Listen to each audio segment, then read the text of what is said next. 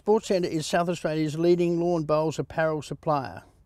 With over 40 years' experience in designing, manufacturing and supplying sporting apparel, we have revitalised the look of tired and aged clubs and made them progressive, vibrant and the envy of other clubs. Sports Centre creates original designs to suit your club, and we supply a full range of bowls apparel that will ensure your club looks its best. Whether you need polos, vests, all-weather jackets, long or short pants, socks and caps, we have it all, so you won't need to travel far and wide across the city. Sports Centre is your one-stop bowls apparel specialist outlet.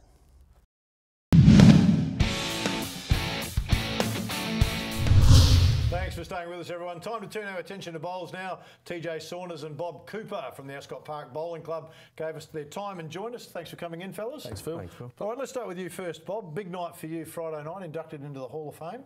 Certainly was. Certainly was. To be recognised with the greats of our game, that's really something special. All right, really when did you special. find out you were going to be inducted? A couple of weeks ago. Your reaction when you found out? Not allowed to say it.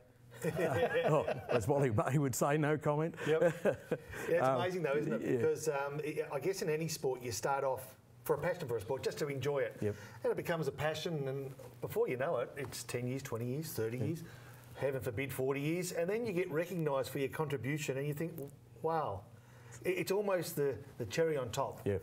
It's take us through that period, because you know you started quite a period of time ago. But 28 years ago, 24 years ago with bowls, with the hierarchy, I suppose you could say, the state body, and I've covered most of the jobs through there. I started off as a councillor within our region, and worked my way up from there to treasurer, vice president. Yeah. Then we amalgamated with the ladies in 2003. Was on the board, then took over as president. A couple of years later, was in there for 4 years as a state president, but I've been involved with the Constitution, writing the Constitution and putting things together. But also the whole thing is, I've had a great crowd of people around me. Yeah. The other members of the committees have just been so good. Nothing's too hard for them. And they're all, like me, just volunteers. Your role now with Ascot Park? Well, what's your role with Ascot Park? I'm secretary. We didn't have one at that stage, and the new president was coming in, needed somebody, so I said, yeah, I'll give you a hand. All right, so you do all the paperwork, so TJ Saunders is about to try and get over to Ascot Park. Any way you can prevent that from happening? Well, yeah, I thought I could. tried his hardest, I can tell you straight away. Yeah. TJ, it was a big night Friday night. It was a terrific night down there, a lot of things happening. What moment stood out for you? Well, look, you know, we actually got pretty quick bar service at the start of the night, which actually stood out, and everything else that blew from there. No, look, I think one of the standouts for me was there was a country singles champion, and Neville Lou. It was actually interesting talking with him, and he's just a typical kind-hearted, just a friendly sort of a guy. He'd actually been runner-up the 3 years prior, and it just so happened I was down at Marion and watched him play in that final. And if you know anything about the game, it's just a good old draw bowler, and he's got down and got the job done, and he was just humble in the way that he won. He was very happy, of course, but it was good to actually spend some time and talk to him. There's, look, as Bob said, it's just a good group of people. There's a lot of people come from the country to support the night. It was interesting, you look around and you think, you know, I don't know half the people in this room. And at the end of the night, you can't remember their names, so that works in pretty well. But it was a good night. It was well run over there at the Morpheville Racecourse, and good night was had by all. All right, the coach of the year, Deanna Amos. What can you tell us about her? Well, Deanna comes from the Port Noarlunga Club, which you know, probably to cut in parts, cleaned up a little bit with Club of the Year, overall Club of the Year. But yeah, Deanna does a lot of hard work down there at the club, and so as the club's recognised that by nominating her for Coach of the Year. So well done to Deanna, and an award. Best suited for it. What makes a great club? I mean, what is it? What are the benchmarks? What are those KPIs that you need to be nudging to be recognised as a club? Good secretary. Yeah.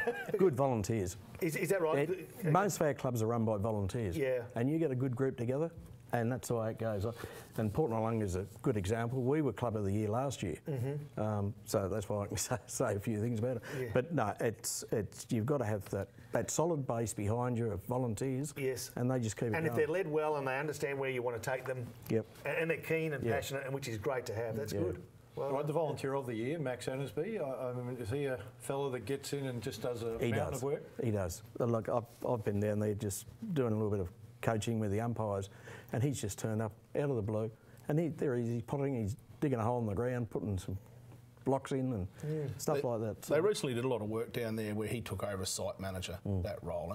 And the one good thing is when you've got volunteers and people that are actually willing to step forward and probably not get pushed forward, as you can appreciate the difference, it makes the club go a lot better. And you know, he really stepped up, Max, and jumped in. And he was another one, very humble, wasn't looking for an accolade, but it's good to those people get that sort of a pat on the back and a thanks for a job well done. All right, 4 members inducted into the Hall of Fame. Can you tell us a little bit about the other 3?